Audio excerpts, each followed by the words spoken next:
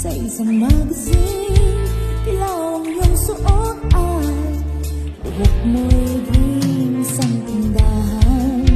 Sa may bakla